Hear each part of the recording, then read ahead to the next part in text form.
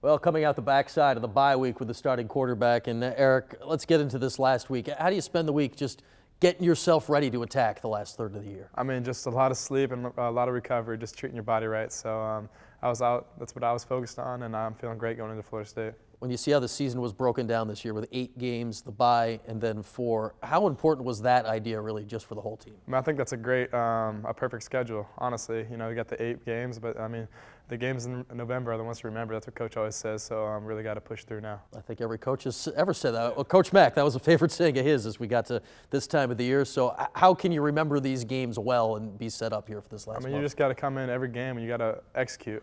It's going to be the 9th game of the season, so really got to focus in and get our job done. Give me a breakdown of the first 8. How did you feel it went as a whole for the team?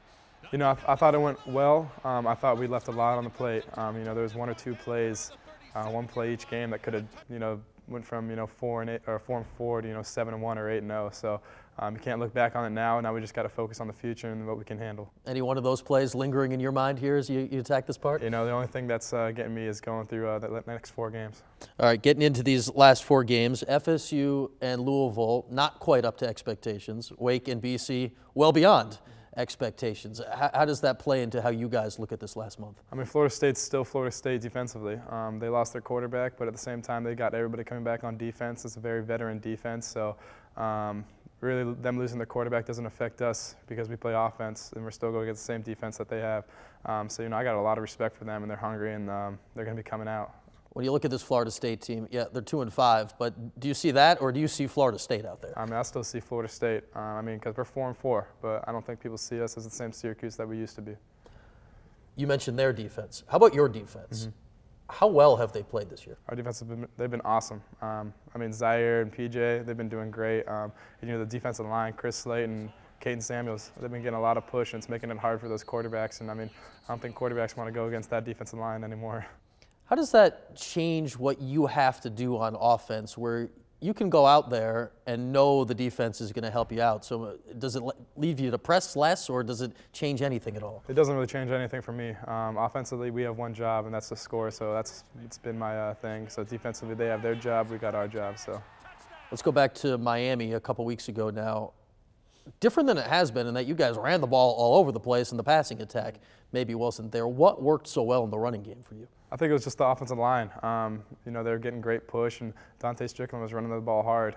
So that was a big thing, and I think they just respected our pass game so much that kind of opened up the run game. We see that game plans against you guys, they change depending on what you do over the season. So now that game is on film, what do you think that leads defenses to do going forward? I'm not necessarily sure, but whatever we do, we just got to go out and make plays and execute. You mentioned the offensive line. We talked to Dante about it as well.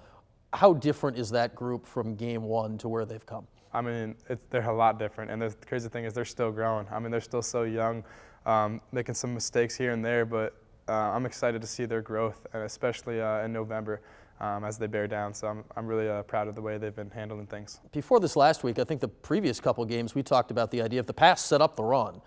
This last game, it was the other way around. What kind of balance does that lead to you guys going forward? Yeah, we just got to find that balance, that in between. And once we do, this is going to be so fun to operate with.